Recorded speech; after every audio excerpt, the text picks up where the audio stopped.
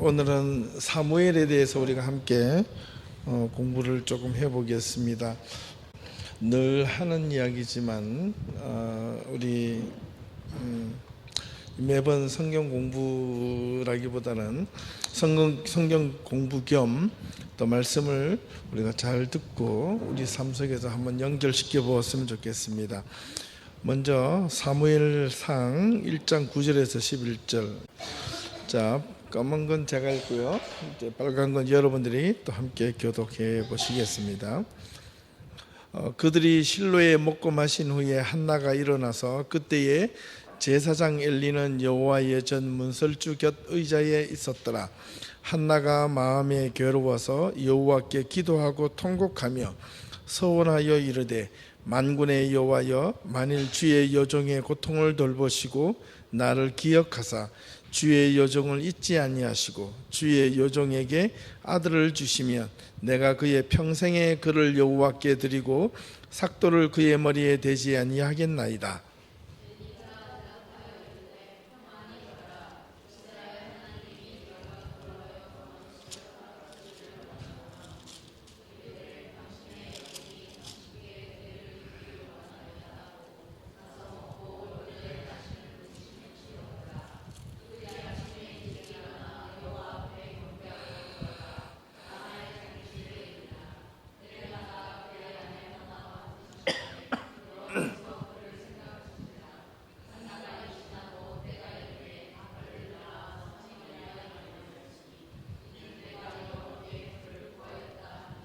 네, 그 다음요.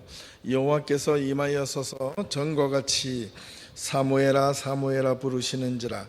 사무엘이 이르시되 말씀하옵소서, 주의 종이 듣겠나이다 하니 여호와께서 사무엘에게 이르시되 보라, 내가 이스라엘 중에 한 일을 행하리니 그것을 듣는 자마다 두 귀가 울리리라.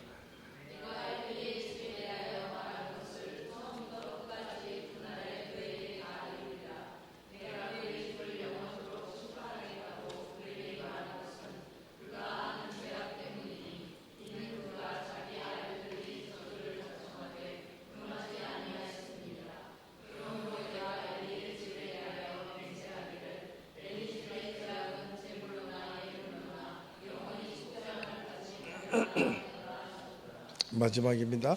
사울은 사무엘이 정한 대로 이레 동안을 기다렸으나 사무엘이 길갈로 오지 아니하며 백성이 사울에게서 흩어지는지라. 사울이 이르되 번제와 화목제를 이리로 가져오라 하여 번제를 드렸더니 번제 드리기를 마치자 사무엘이 온지라. 사울이 나가 맞으며 문안하며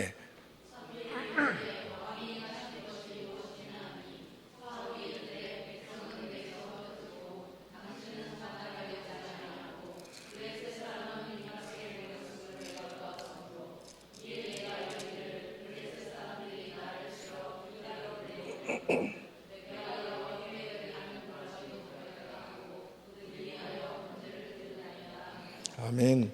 오늘은 사무엘인데요. 우리가 잘 아시는 대로 사무엘 지금 계속 올해 들어서 이게 성경 인물별로 우리가 성경 공부를 하고 있는데 그냥 단순히 사람이 아니라 여러분들이 매번 바뀌어 전에 그 인물이 자기라고 생각하시면서 한번 성경을 함께 이렇게 보았으면 좋겠습니다. 오늘은 사무엘, 내가 사무엘이라면 어땠을까 이렇게 생각해 보시면 좋겠다는 겁니다. 지난주에는 룻 했죠, 그죠? 내가 룻이라면 어떤 상황이 있었을까, 뭐 이런 것들을 자기가 그 지금 성경의 인물이라면 그런 상상을 하면서 한번 투영해 보시면 좋겠습니다. 성경에 나오는 사무엘에 대한 내용들이 있는데 그림이 한 8장 있는데요. 크게 많지는 않는데 한번 잠깐 한 장씩 볼게요. 이거는 이제 초대를 지나서 중세 비잔틴 문화가 시작될 때 주로 그림들이 이런 형태로 많이 그립니다. 한나, 그 사무엘의 어머니를 그 세인트라고 칭하는 것에 대해서 아주 좀 관심 있게 보실 필요가 있습니다. 유럽에는 이런 그 사사나 또 유명한 어떤 선지자의 어머니를 다 세인트로 이렇게 많이 비교하고 있습니다. 그 다음요. 예.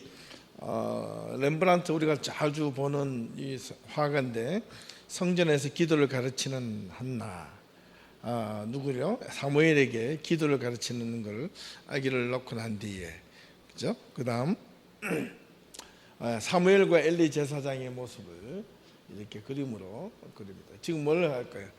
기도하고 있는데 막 누가 부르는 소리가 들리는 거죠. 사무엘을 찾아갑니다. 아니다. 또 찾아갑니다. 아니다. 뭐 이런 것들. 그 다음 엘리와 사무엘 이 두 가지를 유심히 볼 것은 그 옷 모양들은 그 시대 상황에 따른 내용입니다. 성경에 고고학적으로 따르는 내용들은 아닙니다. 그 다음요. 이거는 이제 우리가 사무엘상 13장에 보면 사울이 하나님의 명령에 불복종하여 징계하는 사무엘. 사울이 블레셋과 싸움을 하려고 했을 때 이래 동안 기다리고 사무엘이 와서 예배를 화목제를 지내야 되는데 이스라엘 백성들이 흩어지는 바람에 사울이 할 수 없이 기다렸다가 정한 기회 내에 오지 않자 번제와 화목제물을 사울이 임의대로 드려서 하나님 옆에 징계받는 그런 장면입니다. 그 다음요. 다윗에게 기름을 붓고 안수하는 사무엘. 그 다음 똑같이 다윗에게 안수하는 사무엘. 똑같은 그림이 아니고요. 같은 내용을 다른 화가들이 이렇게 그리는 겁니다. 그 다음 마지막에 홀리 프로펙트 사무엘이라고 되어 있죠. 이 사무엘은 마지막 사사이자 또 첫 번째 예언자의 그룹에 들어갑니다. 그래서 엘리 제사장도 있지만은 그 사무엘을 그렇게 취급합니다. 자, 그 다음에 이제 우리가 두 번째 한번 보시면 이 사무엘은요 무엇보다 중요한 것은 사사 시대, the period of Judge 사사 시대와 그다음 period of Kings 그 왕정 시대 사이에 브리지 역할을 하는 사람으로서 그래서 마지막 사사이자 첫 번째 예언자 선지자가 되는 겁니다. 사무엘 왕정 그다음에 크로노클 이렇게 해가지고 그 열왕기상이죠. 역대하 왕하는 킹스고 그다음에 역대석이죠. 역대석이라고. 그다음에 사사기 룻기 시대 이렇게 좀 보시면 됩니다. 사무엘이 성경의 생각보다 상당히 중요합니다. 우리가 가지고 있는 우리 개신교나 캐톨릭에서 가지고 있는 성경의 구약 성경의 유형과 유대인들이 가지고 있는 구약 자기네들 타나크라 그러죠. 타낙 하나님의 말씀에 대한 순서가 다릅니다. 타나크의 T는 토라라 그러죠. 창세기부터 신명기까지 다섯 모세오경을 토라라고 부른다면 두 번째 타나크의 니언 N인데 네빔이라 그러죠. 네빔은 예언서입니다. 예언서 속에 이 사무엘서가 들어갑니다. 구약 성경에는 여호수아부터 해가지고 사무엘 상하, 열왕기 상하, 역대 상하 뭐 이런 것까지 열왕기 상하까지 여기 이제 선지서로 들어갑니다. 예언서. 그 다음에 대예언서, 소예언서, 우리 이사야부터 예레미야, 에스겔 그리고 소선지서까지 합쳐서 이 네빔이라 그래가지고 예언서로 들어가고 나머지는 케투빔 K라 그래가지고 그 나머지 성경의 구약 성경의 내용들은 성문서라 그럽니다. 그래서 문학전집도 포함해서 이렇게 들어갑니다. 그래서 사무엘은 사무엘 상하 자체가 유대인들이 보기에는 그 예언서 중에 하나임을 우리가 이제 알 수가 있습니다. 네, 순서가 좀 거꾸로 잡니다. 그다음 이제 페이지를 보시면 넘겨가겠습니다. 첫 번째 사무엘은 누구인가? 이제 상당히 중요한데요. 이스라엘의 마지막 사사의 첫 번째 예언자라고 되어 있죠. 이름의 뜻은 하나님의 이름 또는 여호와께서 구하여 얻은 자. 이런 뜻을 갖고 있습니다. 아버지가 엘가나고요, 어머니가 한나였습니다. 한나가 눈물의 기도로 얻은 아들이죠. 한나가 아이를 얻지 못해서, 자식을 얻지 못해서 성전에서 계속 웁니다. 울면서 기도합니다.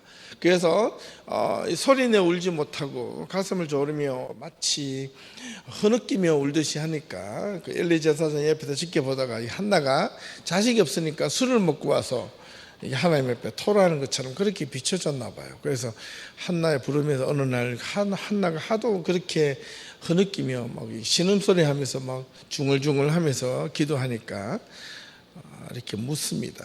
한나야, 혹시 네가 너무 가슴이 아파서 술을 먹고 기도하는 건 아니냐? 한나가 그렇게 이야기합니다. 아닙니다. 제가 너무 마음이 아파서 가슴을 울며 기도하기 때문에 그렇습니다. 그러니까 이 엘리 제사장이 네 기도가 하나님께 응답되기를 원하노라, 이렇게 오히려 한나에게 축복을 해주죠. 그래서 한나는 나중에 이 사무엘을 낳게 되면 하나님께 바치기를 소원합니다. 머리를 삭도를 대지 않겠다라는 것은 나실인이죠, 그죠? 나실인, 하나님께 바쳐지는 사람은 머리를 깎지 않고 또 포도주를 먹지 않습니다. 또 여인을 가까이 하지 않는 하나님의 사람으로 완전히 소원해서 바치겠다, 이렇게 약속까지 합니다. 그래서 하나님의 은혜를 받아서 한나가 아들을 낳게 됩니다. 그 이름을 사무엘. 그래서 사무엘은 아이를 낳고 아주 유아 시절을 끝내고 유년 시절에 도리어 실로에 있는 하나님의 성소에, 성전이 사실은 아니고요, 성소입니다. 텐트와 같은 그런 성소에서 사무엘은 엘리 제사장에게 위탁되어서 성전에서 생활을 하게 됩니다. 어느 날 성전에서 잠을 청하다가 하나님께서 사무엘을 부르시죠. 사무엘아, 사무엘아. 그러니까 마치 음성이 엘리 제사장과 같았나 봐요. 그래서 이 사무엘이 엘리한테 찾아갑니다. 부르셨습니까? 안 불렀다. 또 저 와서 잠들려고 하는데 또 사무엘아, 사무엘아 부릅니다. 또 뽀로록 일어나서 엘리 제사장에게 여기 있습니다. 왜 부르셨습니까? 안 불렀다니까. 그때 이제 엘리가 이제 깨달으면서 하는 말이, 그것이 혹시나 하나님의 음성일 수 있으니 또 부르거든 하나님을 향하여 응답하라. 이렇게 엘리가 사무엘에게 가르쳐 줍니다. 세 번째 또 하나님께서 사무엘을 부르십니다. 사무엘아, 사무엘아. 그제서야 사무엘이 하나님께서 부르시는 줄 알고 사무엘이 일어나 무릎을 꿇으며 하나님께 묻습니다. 말씀하옵소서, 주의 종이 듣겠나이다. 이게 소년 시절에 이 사무엘이 말씀하옵소서, 주의 종이 듣겠나이다, 이렇게 했다는 것이 참 대단한 것 같아요. 어릴 때 신앙 교육을 참 잘 받은 것 같습니다. 하나님 할아버지 이렇게 하면서 말할 수 있는데 아주 어른들이 쓰는 어떤 경이로운 표현을 하고 있는 겁니다. 그래서 사무엘을 통하여 내가 너에게 다시 어떤 큰 임무를 부여하는 거죠. 이게 오늘 읽었던 내용이고, 그런데 무엇보다도 사무엘이 성소에서 이런 하나님을 경험하면서 또 다른 사무엘에게는 이 성소에 있으면서 다른 어떤 것들을 보면서 자라게 됩니다. 그것이 뭐냐면 하나님의 말씀대로 사는 것도 되지만 또 다른 면에서는 성전에서 자라는 가운데 온갖 잘못된 비리들도 보았다는 겁니다. 그 중에 하나가 엘리의 제사장의 두 아들 홈니와 비느하스가 하나님의 성소에서 제사를 드릴 때 함부로 막 제물을 손대고 막 잘라서 먹고 막 잘못을 하고 성전에서 수종드는 여인과 막 동침하고 막 온갖 부정들을 다 저지르는 모습도 이 사무엘은 보았을 겁니다. 제사를 멸시하고 자기 배만 불리는 제사장도 보았을 것이고, 이 제사장들은 엘리만 있는 게 아니었거든요. 그렇기 때문에 그 수많은 하나님 앞에 올바르게 섬기지 못하는 제사장도 보고, 회막에서 이렇게 수종드는 여인들을 이렇게 농락하고 이렇게 못되게 하는 행동을 하는 제사장도 보고, 그와 반면에 이 수많은 백성들이 원망과 고통을 하나님 앞에 와서 기도하는 모습도 사무엘은 보면서 그렇게 자랐다는 겁니다. 이 어린 사무엘이 나이가 들 때까지 이런 것을 한쪽에서는 하나님 앞에 열심히 하나님의 음성까지 듣고 자라면서, 또 한쪽에는 현실적으로 이런 암담한 이렇게 나쁜 것들을 보면서 자라는 이 사무엘의 마음은 어땠을까 한번 생각을 해보시면 참 대단합니다.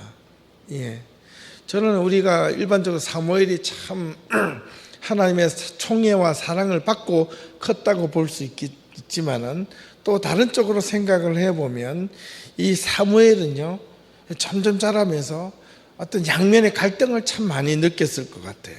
현실을 보면 너무나 암담한 현실들이, 부정과 부패와 또 성전 안에서 일어나는 잘못된 행위들을 보면서도 이스라엘 백성들은 고통을 당하고 막 슬퍼하고 있는데, 성전 안에서 온갖 더러운 짓을 당하고, 이런 모습들을 보면서도 사무엘의 마음은 어떠했을까, 그런 생각을 갖지 않을 수가 없어요. 이런 모습을 보니까 언뜻 나는 그렇지 않지만 또 이렇게 일하면 또 부정적이다 그럴까 봐 좀 마음이 안타까운데, 오늘 우리들의 모습을, 오늘 이 시대의 모습을 보는 것 같아요. 이 시대의 삶이 참 세상이 편할 날이 없고, 교회가 많고, 예전보다도 하나님을 믿는 사람은 분명히 줄어들었다고 하지만, 그래도 예수 믿는 사람 많고 하나님 믿는 사람들 그렇게 많은데도 왜 온갖 전쟁과 이 비리와 나쁜 일들이 많이 벌어질까?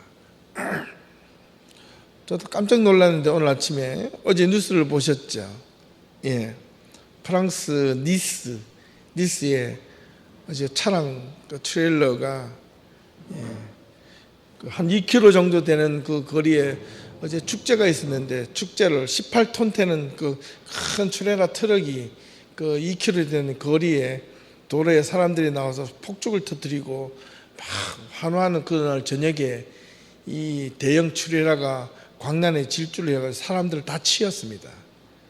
그 자리에서 86명이 죽고 407명이 중상자가 생겼어요. 아비규환이죠. 예, 파리에서 테러가 일어나는데 불과 몇 개월이 안 돼가지고 또 그런 일이 일어납니다.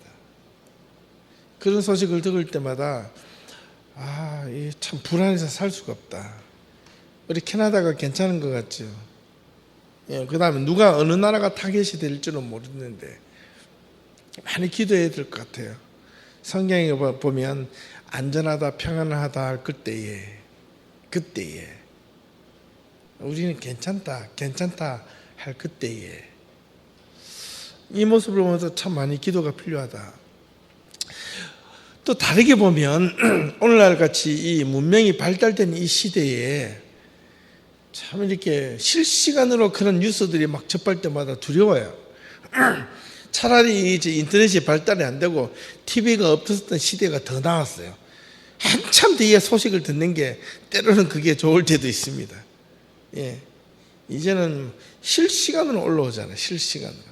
그러니까 좋은 소식도 올라오지만 이 나쁜 소식들을 접할 때마다 막 어디 숨고 싶은데 숨을 곳이 이제는 더 이상 없어졌다, 이런 것을 많이 느낍니다.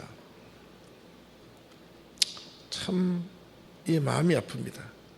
또 다른 한편으로 들려지는 소식은 전 세계를 막론하고 이 교회나 이 종교계에서 부정과 부패에 대한 잘못된 소식을 접할 때마다 저를 보고 이야기하는 것 같기도 하고, 참 무릎 꿇고 기도하며 회개하지 않을 수가 없습니다.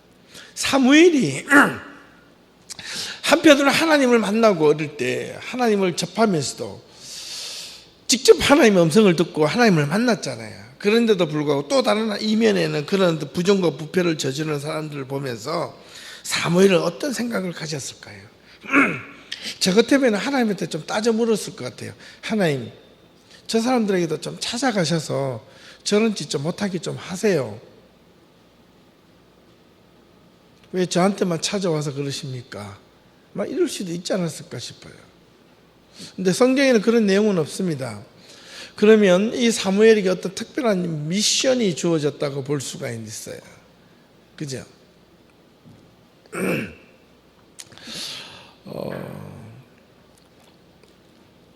세 번째, 앉아.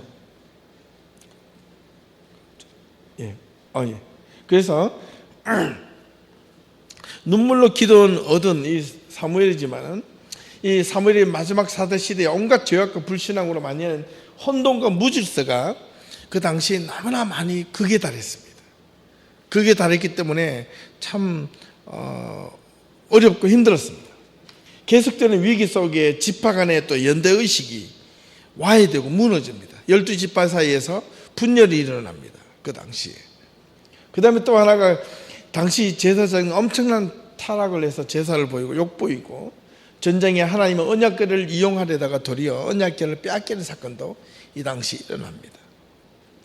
그 다음에 또 이토록 혼미한 시대에 이스라엘은 뭔가 모르게 강력한 영적 리더가 필요한 시대가 되어버린 겁니다. 왜 이렇게 이스라엘 백성들이 타락을 하고 이렇게 되었을까요? 이스라엘 백성들이 출애굽을 해가지고 40년 광야 생활을 하면서 가나안 땅에 들어가서 이스라엘이 여호수아를 통해서 정복할 때까지 여호수아가 죽기 전까지 마지막 여호수아가 말년에 죽을 때 여호수아가 분명히 선포를 하죠. 오늘날 너는 나와 내 집은 분명히 선택해라. 여러분들 분명히 선택해라. 너희 강 건너 저편에 있는 아모리의 족속의 신이든지 아니면 우리가 40년 광야를 이끌었던 하나님이든지 오늘날 이 시간 분명히 선택해라. 그러나 나와 내 집은 오직 여호와만 섬기겠다. 이렇게 하니까 이스라엘 백성들 전부가 한결같이 뭐라고 고백했습니까? 하나님만 섬기겠다고 고백했어요. 그 고백이 끝나자마자 여호수아 죽고 나서 사사 시대로 접어들 때 아니나 다를까 몇 년이 못 돼가지고 타락하고 하나님을 어기고 이방신을 섬기고 나쁜 일을 저지른 거예요. 그때마다 하나님께서 사사를 보내셔서 그들을 또 구원해 주십니다. 그게 계속 쌓일 것처럼 돌아오는 그때의 마지막 시대는 이 부정과 부패와 더러움이 극에 달하는 겁니다. 왜 그렇게 바뀌어졌을까요? 이유는 딱 한 가지입니다. 왜 그렇게 됐을까요? 이스라엘 백성들이요 가나안 땅에 유리방황하면서 살았던 그 시대에서 정착 시대로 접어들면서 이제는 살았다. 안정이 됐다. 나도 내 집이 있고 나도 내 땅이 있고 나도 이제 농사 지으면서 내 자녀와 자식들을 편안하게 키울 수 있겠구나라는 생각을 딱 하는 순간 타락이 되는 거예요. 이게 가장 큰 잘못이었어요. 그러면서 안정된 삶을 추구하는 순간부터 사람들은 어떤 심리가 있느냐 하면 주위를 돌아보게 됩니다. 그 주위를 돌아보는 것은 뭐냐면 비교를 한다는 거예요. 나보다 더 잘 사는 사람, 나보다 더 잘 되는 사람. 자기가 먹고 살길 때는 생명의 위협을 느낄 때는 다른 게 안 보이는데 이제는 뭔가 안정이 되고 마음에 정착이 되고 뭔가 살려고 될 때 그 순간에 주위를 돌아보면서 이스라엘 백성들은 누구를 보게 되느냐 하면 가나안 칠족속을 보게 되고 바알을 보게 되고 아세라를 보게 되는 겁니다. 그들이 보기에 풍요로운 것 같고 잘 사는 것 같고 자기들보다 수많은 어떤 문명적으로 문화적으로 발달된 것을 누리고 있는 것처럼 보여지니까 처음에는 그것이 유혹이 아니더라도 처음부터 사람이 타락하지는 않습니다. 타락은 어떻게 되느냐 하면 제일 먼저 금방 나쁘게 되는 게 아니고 이게 뭔가 호기심이 있고 유혹이 있기 때문에 타락이 되는 겁니다. 여러 번 말씀드리면 한꺼번에 타락은 되지 않죠. 잘못도 사람이 처음부터 나쁜 사람은 제 생각에는 별로 없어요. 거의 없어요. 어린아이가 처음부터 나는요 나쁜 일을 저지르기 위해서 태어났다 이런 아이들 한 명도 없다는 거예요. 환경이 그 아이를 나쁘게 만들고 주변 사람들이 그 아이를 못되게 만들면 그 아이는 그렇게 못되게 자라는 겁니다. 정말로 그래요. 그러나 환경이 그런 가운데서 어떤 아이들은 참 놀라운 아이들이 있습니다. 아무리 어려운 환경 속에서도 어떤 아이들은 굴하지 않고 끝까지 이겨내는 아이들이 있습니다. 그런 아이들은 정신이 똑바로 박히는 아이들이지만 대부분 아이들은 그렇지 않습니다. 환경이 지배를 받습니다. 넘어집니다. 쓰러집니다. 넘어지고 쓰러지는 이유는 딱 한 가지입니다. 내가 연약해서 결단이 없어서 연약한 게 아니고 주위가 내가 해야 될 것을 하지 못하고 자꾸 견념줄을 갖게 만들기 때문에 거기에 마음이 혹하고 끌려가기 때문에 이게 쓰러지고 넘어지는 겁니다. 이스라엘 백성들이 타락하고 넘어지고 쓰러지는 첫 결정적인 원인은 뭐냐면 나는 안정이 되고 주변을 돌아볼 때 그것이 나에게 유혹으로 다가올 때 그때부터 타락이 시작되는 겁니다. 특별히 신앙은 뭐냐면 나는 내 믿음 괜찮아, 내 신앙 괜찮아, 나는 정말 이때까지 10년 30년 잘 믿어왔으니까 괜찮아 라고 하는 순간 신앙은 타락하게 되어 있고 무너지게 되어 있습니다. 나는 목사니까 다른 성도들보다 성경을 더 많이 하니까 기도를 더 많이 하니까 너희들보다 믿음이 좋아? 라고 생각하는 순간 내가 넘어지고 무너지는 거예요. 교회에 오래 다니는 사람들일수록 신앙생활을 열심히 하는 사람일수록 더 조심하고 더 하나님 앞에 무릎을 꿇는 자세가 필요하다. 이스라엘 백성들이 부패하고 부정한 이유는 그들에게 뭔가 잘못이 한꺼번에 확 밀려와서가 아니라 그들에게 가졌던 오만과 교만, 우리를 이끌어내었던 야훼 하나님을 잊어버리고 그들이 안정되고 편안하던 그때에 하나님에 대한 이끌어 오신 것을 기억하지 않는 잘못 때문에 그렇다는 거예요. 그렇기 때문에 이스라엘 백성들은요, 지금도 유대인들에게 가르치는 큰 두 가지가, 성경 공부할 때도 말씀드렸지만 두 가지가 있다 그랬습니다. 기억하시죠? 첫 번째가 그들에게는 뭘 기억하라? 고난을 기억하라. 이스라엘 백성들에게는요, 무조건 첫 번째는 고난을 기억하는 겁니다. 이스라엘 백성들의 그 정신에는 그들의 과거에 고난을 받았던 것을 기억하면 고난을 받지 않기 위해서 내가 지금 여기서 삐뚤어지면 안 된다는 것을 가르치고 교훈하는 겁니다. 고난을 기억해서 좋아하는 사람은 없어요. 그러나 고난을 기억함으로 내가 그 고난의 길을 다시는 걷지 않기 위해서 고난을 기억하게 하는 겁니다. 근데 우리의 신앙을 가만히 보면 고난을 자꾸 잊어버리게 가르쳐요. 하나님의 축복만 가르쳐요. 그렇게 하면 안 된다는 거예요. 두 번째는 기다림, 교육이에요. 교육. 이 이스라엘 백성들이 무너지는 이 이유는 뭐냐면 과거의 이스라엘 백성들의 대대에 모세가 강조했고 여호수아가 그것을 끝까지 따르기로 약속했던 그것이 뭐냐면 신명기의 말씀, 하나님의 규례와 법도와 명령을 지켜라, 따르라. 그래서 이것이 너희에게 생명이다. 그런데 이 사사시대를 거치면서 이 모든 것이 무너져 버리는 거예요. 교육이 무너지는 겁니다. 신앙의 틀, 근간이 무너지는 겁니다. 이스라엘 백성들이 사사시대를 끝나고 마지막 엘리 제사장이 보기에 참 순수하게 섬기는 것 같지만은 제가 보니까 이 아버지인 엘리 제사장은 열심히 섬겼지만은 그의 두 아들의 모습을 보면 이게 형편이 없어요. 엘리가 두 아들의 신앙교육, 제사장 교육을 어떻게 시켰길래 이 두 아들마저 하나님 앞에 여타 다른 부패한 제사장들과 똑같은 행동을 하느냐 말이에요. 안타깝죠. 자, 그 다음번에 한나의 사무엘의 생애를 한번 쭉 다시 한번 더 리마인드를 좀 해보면 어머니 한나가 눈물로 낳은 아들이고 어머니의 애끓는 기도와 서원으로 낳은 아들. 한나가 사무엘을 잉태하여 낳았을 때 감사와 믿음의 태교를 했다. 한나는 사무엘을 바치기로 서원하였고 실로 성전에서 유년 시절을 보내었고 그 다음에 엘리 제사장이 밑에 성전에서 생활하였고 성전에 잠을 쳐나가다가 사무엘을 보았고 그 다음에 성전에서 온갖 비리들을 보았던 이 사무엘, 그죠? 그 다음 이제 장성하여 엘리의 후계자가 됩니다. 이스라엘이 블레셋과 전투에서 패하고 언약궤가 빼앗겼다는 소식을 듣고 엘리가 의자에 나이가 많아서 의자에 앉아있다. 그 소식을 듣기 위해서 깜짝 놀라서 목이 부러져 죽었습니다. 엘리 제사장인데 참 안타깝지 않아요? 사무엘이 엘리가 죽고 나서 이제 후계자가 되었는데 하나님의 법궤가 처음에는 이 엘리가 죽게 된 이유가 이 법궤를 들고 나가 싸우려고 하다가 이 법궤에 신통망통한 효력이 있는 줄 알고 법궤를 블레셋과 싸움해서 블레셋에게 그만 너무나 맥없이 법궤를 빼앗기고 이스라엘 백성 대피하고 돌아옵니다. 그 소식을 들은 엘리가 기겁을 해가지고 넘어져서 목이 부러져 죽은 겁니다. 그런데 이 사무엘이 후계자가 되고 이 하나님의 법궤가 블레셋에 있는 다곤 신상 옆에 세워뒀는데 또 이상한 놀라운 일이 벌어집니다. 다곤의 신상이 자꾸 부러지는 거예요.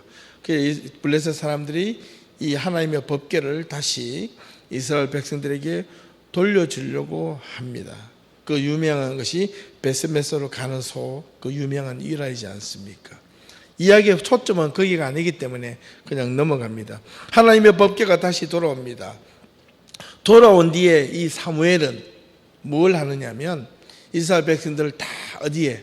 이 미스바에 모아놓고 첫 번째 했던 신앙이 뭐냐면 사무엘의 사역이 이 미스바에 다 모아놓고 이스라엘 백성들을 회개운동을 시킵니다. 이스라엘 백성들의 오만과 자만, 그동안에 하나님을 잘못 섬긴 것을 회개하라고 회개운동을 거기서 시킵니다. 아마 이스라엘 백성들 다는 오진 않았겠죠. 그런데 많은 사람들이 돌아와서 하나님 앞에 무릎 꿇고 회개합니다. 그 회개 때문에 이스라엘 백성들은 다시 하나님 앞에 은혜를 받게 됩니다. 이것을 들은 또한 이스라엘 백성들이 그 다음에 이방 사람들처럼 가만히 보니까 우리가 이렇게 블레셋과 이방 사람들한테 자꾸 고난을 받고 핍박을 받는 것을 보니까 이게 원인은 딴 데 있었다는 거예요. 사무엘과 하나님이 원하셨던 방법은 뭐였겠습니까? 그들이 고난을 받고 그들이 자꾸 이방 나라로부터 침략을 받는 이유, 고난을 받는 이유가 그들의 신앙이 순결하고 정결한 것이 아니라 이방 나라에 힘 있는 그 힘 때문에 그렇게 보았던 겁니다. 그러나 사무엘과 하나님은 그렇게 보지 않았던 거죠. 이스라엘 백성들의 순결하지 못한 신앙, 더러운 신앙, 불결한 신앙, 이 잘못된 신앙이 이방 사람들이 너희들을 힘들게 하고 있다는 것을 사무엘과 하나님은 그렇게 보았던 겁니다. 이스라엘 백성과 사무엘과 하나님이 보는 시각이 달랐습니다. 그래서 이스라엘 백성들은 끊임없이 자기네들이 생각하기에 이렇게 힘이 없고 이렇게 무능하기 때문에 우리가 매일 이렇게 고난 속에 있는 것이라고 착각했던 겁니다. 그래서 어떻게 합니까? 우리도 이방 나라처럼 왕을 달라고 사무엘에게 조릅니다. 계속해서 조릅니다. 사무엘도 하나님 앞에 무릎 꿇고 기도합니다. 그러니까 하나님이 사무엘에게 응답하십니다. 왕이 내림해지면 너희들 힘들 텐데 이렇게 이야기합니다. 또 그대로 전합니다. 사무엘이. 그러니까 이스라엘 백성들이 너무나 쉽게 대답합니다. 상관없노라. 우리가 왕만 있으면 괜찮다. 우리도 힘을 가지게 되고 군대를 가지게 되지 않겠느냐. 사무엘이 다시 하나님께 무릎 꿇고 기도합니다. 그러자 하나님이 허락을 해줍니다. 대신 그 왕으로 인하여 더 많은 고역과 고난이 있을 것이다. 이스라엘 백성들은 상관없다 이렇게 이야기합니다. 예. 이것을 들은 그로 인한 고역이 심할 것이라는 예언에도 불구하고 이스라엘 백성들은 끊임없이 왕을 요구하자 사무엘이 첫 번째 용무가 준수한 사울을 만나서 길갈에서 왕으로 기름을 부어 받게 되고 사울이 첫 번째 왕이 됩니다. 이스라엘의 첫 번째 왕입니다. 완전히 그 행정적으로 군사적으로 정리가 되지 않은 왕입니다. 그러나 사울이 첫 번째 왕이 되었지만 당시 사울이 이스라엘의 첫 번째 왕이 됐을 때 이스라엘 백성들은 너무나 좋아했습니다. 왜요? 사울이요 골리앗은 아니었지만 다른 사람보다 목 하나가 어깨보다 컸다 그러거든요. 키도 크고 준수하고 잘생기고 멋있고 예. 요즘 10대 아이들이 제일 좋아하는 방탄소년단. 오늘 보니까 뭐 별로 크지도 않더구만. 근데 애들이 뭐 그렇게 기겁을 하더구만요. 예. 이런 인기 연예인보다 이 사울은요, 초기에 얼마나 인기가 있었냐면, 아마 사울이 지나다니는 사람마다 이스라엘 백성들이 환호성을 질렀습니다. 용모가 준수했고요, 힘도 있고 능력도 있었습니다. 예. 우리에게도 저런 왕쯤은 되어야지. 그런데 이 사울이 한 가지 부족한 게 있었습니다. 무엇이었을까요? 외모는 준수하나 지혜가 부족합니다. 욕심이 많습니다. 질투가 심합니다. 자기보다 다른 사람이 자기보다 앞서가는 걸 원치 않습니다. 왕이 되는 순간부터 뭔가 점점 아집에 빠집니다. 고집이 빠져버립니다. 독선에 빠져버립니다. 예. 블레셋과의 전쟁을 하려고 했을 때 이스라엘 백성들을 데리고 전투에 나가는데 사울이 마음이 점점 불안해집니다. 그래도 억지로 싸움을 하러 나갑니다. 그런데 이스라엘 백성들은 오합지졸입니다. 그런데 그 전에 사무엘이 이 사울을 안수를 기름을 부을 때 그런 이야기를 길갈에서 합니다. 블레셋과 앞으로 전쟁이 있을 것인데 전쟁에 나가면 7일을 기다리라. 내가 가서 번제와 화목제를 드리고 그래서 전쟁하며 승리할 것이다. 여기서 참 놀라운 일이 하나 생깁니다. 사울이 전쟁하러 블레셋과 나갈 때 그 생각을 막 하는 거예요. 그런데 갑자기 이스라엘 백성들은 오합지졸, 블레셋 군대를 보니까 너무나 완벽하고 진열이 장되고 조직적인 군대의 모습을 보니까 이스라엘 백성들이 두려워서 슬금슬금 한 명, 두 명 도망가고 떠납니다. 남아있는 군대들은 오합지졸입니다. 벌벌벌 떨고 있습니다. 사울은 처음에는 그 사무엘의 말을 듣고 기다립니다. 하루, 이틀, 사흘, 나흘. 점점 이스라엘 백성들은 그 기다리는 동안 도망갑니다. 성경에 보니까 이 7일을 지나도 오지 않습니다. 예. 사울이 13장 8절을 보니까 사울은 사무엘이 정한 기한대로 이래 동안 기다렸으나 사무엘이 길갈로 오지 아니하며 백성이 사울에게서 흩어지는지라 더 많이 흩어지는 거예요. 그러니까 사울이 큰일 났습니다. 여기에 중요한 단서가 있는데 사무엘이 사울에게 7일을 기다리라고 했는데 사울은요 자기 군사들을 다 잃어버린 것까지 7일을 기다렸어요. 그런데 사무엘이 오지 않자 사울이 7일이 지나고 난 다음에 9절을 보니까 할 수 없이 번제와 화목제물을 이리로 가져오라. 그리고 번제를 드리고 난 뒤에 번제를 드리기를 마치자 사무엘이 온지라. 이렇게 성경이 기록하고 있습니다. 사울이 나가 맞음에 사무엘이 이르되 왕이 행한 것이 무엇이냐?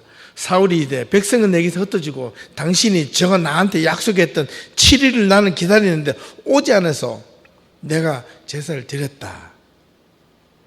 그러고 나서 이 사무엘이 뭐라고 그러냐면 당신이 하나님 앞에 부정한 제사를 드렸기 때문에 당신이 왕에서 길지 못할 것이고 하나님은 당신보다 마음에 합한 자를 선택해서 다른 왕을 세울 것이다. 이렇게 그 자리에서 예언을 해버려요.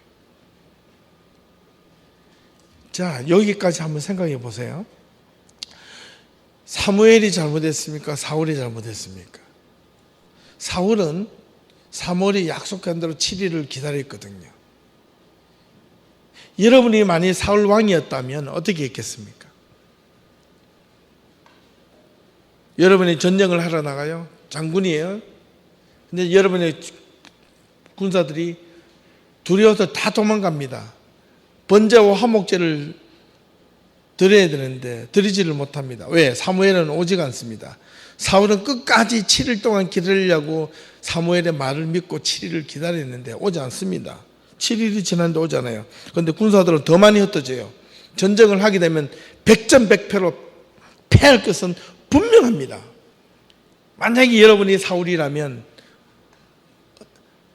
이 사울처럼 번제와 화목제를 드렸겠습니까? 그래도 안 드렸겠습니까? 현실적으로. 그죠? 그런데 이 번제와 화목제를 사울은 왜 드렸냐 이 말입니다. 제사장이 아닌데. 번제와 화목제는 이스라엘 백성들을 마음을 하나로 모으고 하나님 우리와 함께 하시고 전쟁에서 승리할 것을 기원하는 제거든요. 백성들의 마음을 사울이 사고 싶었던 겁니다. 그런데 그 모습을 아니나 다를까 마치 사무엘이 먼 데서 그렇게 다 하기를 마치고 기다렸다가 나타난 것처럼 성경에는 보여져요. 번제와 화목제물을 마치자마자 사무엘이 짜잔 하고 나타나가지고 왕이여 무슨 짓을 하였나이까 이렇게 묻습니다. 사울이 이게 변명입니까 하소연입니까? 겉보기에는 사울이 잘못한 게 별로 없는 것 같아요. 사무엘이 늦게 온 탓입니다. 그죠? 사무엘이 늦게 왔기 때문에 사울이 할 수 없이 전쟁에서는 이겨야 되겠고 아니면 패하고 내가 죽을 수도 있는데 그래서 할 수 없이 제사를 드렸다고 사무엘에게 이야기했는데 그것이 잘못되었다는 겁니다. 사무엘 보고 당신이 일찍 약속한 대로 왔으면 내가 안 들었지 않겠습니까? 라고 이야기할 수도 있는데 자, 이 둘 사이에서 누가 과연 잘못했느냐 이 말입니다. 근데 성경에는 사무엘이 늦게 온 것에 탓하지 않고 사울이 번제를 드리고 화목제를 드린 것에서 탓하고 사울을 나중에 왕위에서 끌어내리는 결정적인 사건이 여기에 있습니다. 왜 그랬겠을까요? 거기에 보면 하나님은 사무엘을 새로운 왕을 찾도록 지시하고 그게 사무엘상 13장 14절에 그 내용이 있습니다. 그 다음 세 번째 엘리의 후계자가 된 사무엘. 나중에 사무엘이 아각을 처형하고 사무엘이 다윗에게 새로운 왕을 위하여 찾다가 기름을 부음을 받습니다. 다윗이 사무엘에게. 그리고 사울과 다윗 간의 치열한 경쟁이 그 다음부터 일어납니다. 사울은 왕권을 빼앗기지 않으려고 그러고 다윗은 왕을 사울이 밀어내고 왕을 되려고 하는 마음은 없었습니다. 그러나 사울에 의해서 할 수 없이 밀리다가 나중에 길보아 전투에서 사울이 전쟁에서 죽게 되자 저절로 다윗이 왕위에 오르게 되는데 우리가 잘 아는 사울과 다윗을 비교해 보면 이거는 겉으로는 형편이 없습니다. 사울은 용모가 준수하고 키가 크고 멋있는 사람이라면 다윗은 조그마한 사람입니다. 예. 아주 볼품이 없는 형편없는 사람인데 하나님이 그를 왕이 되도록 기름을 부음받았습니다. 마지막 사무엘은 라마에서 사무엘이 죽자 다윗이 사울이 아니라 다윗이 라마에서 사무엘을 장사하고 나중에 바람광야로 내려간다 해서 사무엘이 일대기가 끝이 납니다. 자, 우리는 이 사무엘을 통해서 배울 수 있는 점은 내용은 많이 있습니다. 그러나 제가 한 5가지를 뽑아봤는데 여러분 한번 보십시오. 첫 번째, 사무엘의 유년 시절과 그의 마지막 사사이자 예언자로서 임명한 때 그 시대의 환경과 분위기는 어땠을까? 상당히 혼탁한 시대였다는 걸 기억하셔야 됩니다. 어지러운 시대였습니다. 불안한 시대였습니다. 타락한 시대였다는 것을 기억을 하셔야 됩니다.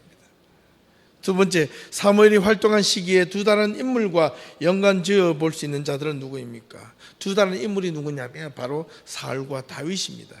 이 사무엘은 반드시 사무엘 상하를 읽으실 때는 이 사울과 다윗을 이렇게 삼각관계로 연결을 지어야 됩니다. 특히 사무엘 상 정도에서는 이 사울과 다윗과의 관계 속에서 이 사무엘은 중간에서 끼어가지고 상당히 곤욕을 치릅니다.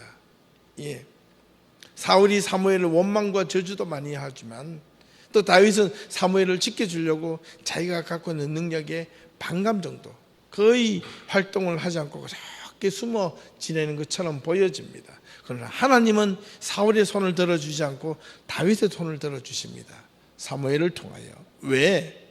그 둘의 인물은 다음에 우리가 성경 공부를 통해서 또 금요일 모임을 통해서 한번 해보기로 하겠습니다.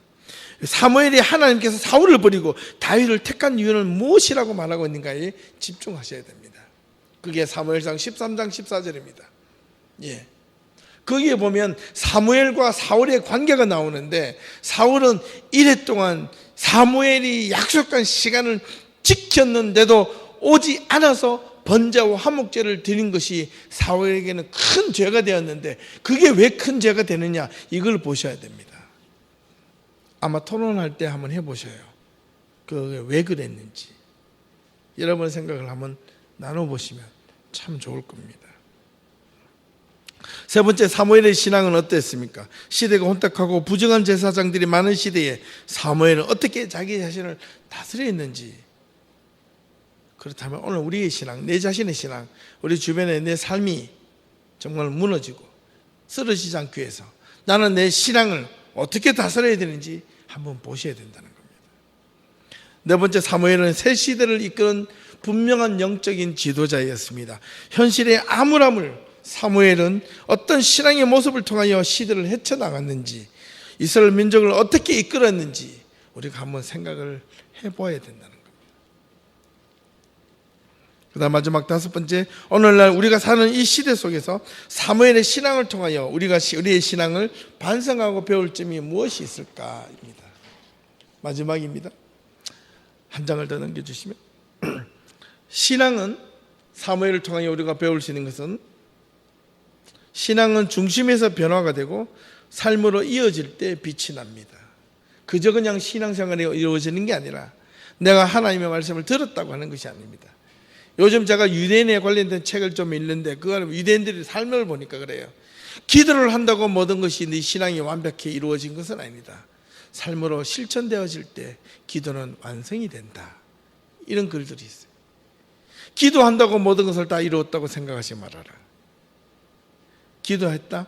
그럼 기도한 대로 네가 삶으로 실천하도록 노력하라. 참 중요한 겁니다. 예. 암울한 이 시대 속에서 소명과 사명을 받은 사무엘, 그는 현실에 힘 있는 자를 보지 않고 하나님의 능력과 말씀에 의지해서 새로운 영적 지도자가 되었다는 것은 분명합니다. 사무엘은 현실을 보지 않았어요. 끊임없이 자기와 함께하는 하나님을 두려워하고 그 하나님 앞에 몸부림치고 꼬그라졌다는 것을 기억하셔야 됩니다.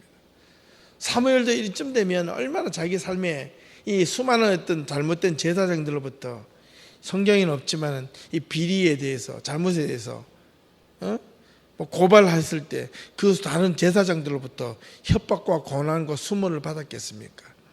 성경에는 없지만 아마 이 사무엘은요, 다른 제사장들로부터 오늘 우리들의 말로 하면 왕따를 당했을 거예요. 아마 자기 혼자 도도한 척, 잘난 척 했던, 이렇게 잘난 척하게 보이고 자기 혼자 순결한 척 이렇게 보여지는 이 사무엘, 그렇게 들려지거나 말거나 자기는 오직 하나님의 음성이 들려지는 것에 대해서 귀를 기울였습니다. 때로는 우리의 신앙이 세상으로부터 좀 왕따가 당할 필요가 있어요. 바보처럼 보여질 때가 있다니까. 그래야지만 하나님의 신앙을 순수하게 지켜가야 될 때가 있습니다. 마지막으로 사무엘의 신앙의 키워드가 한마디로 말해보라면 이 사무엘상 15장 22절입니다. 같이 한번 읽어볼까요? 시작.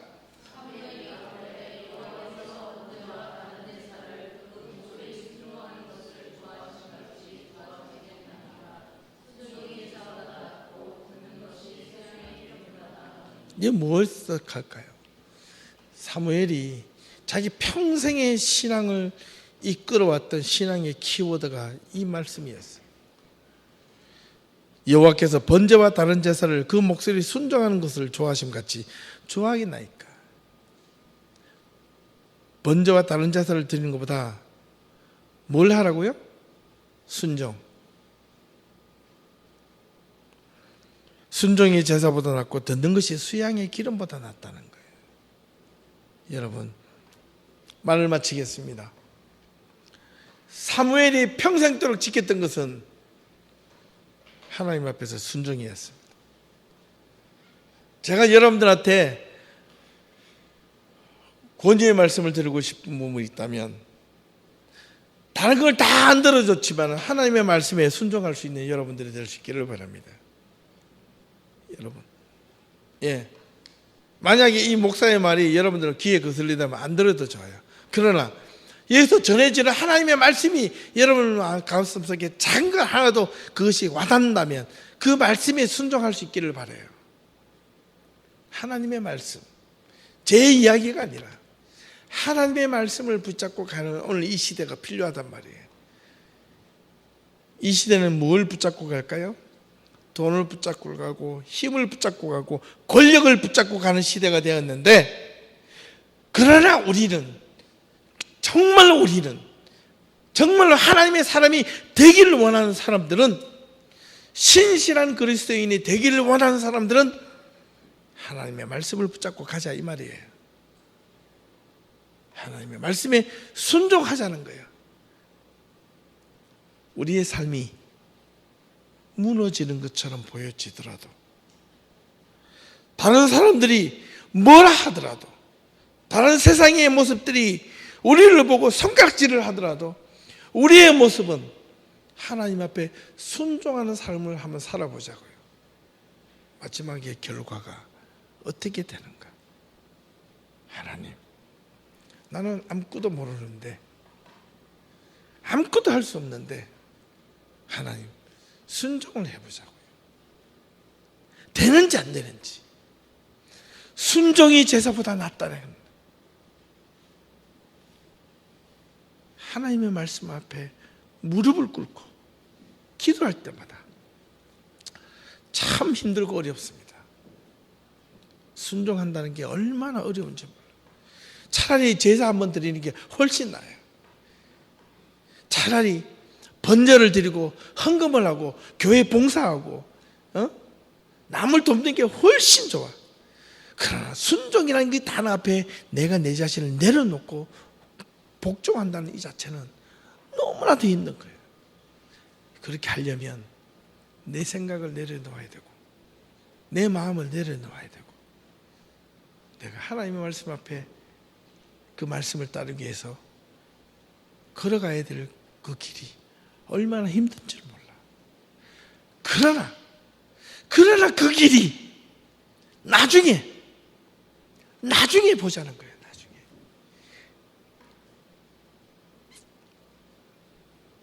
사랑하는 우리 예담교회 성도 여러분, 많지 않지만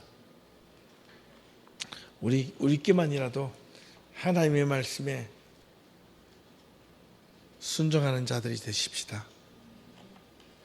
하나님 앞에 진실한 자들이 좀 되십시다. 기도하겠습니다.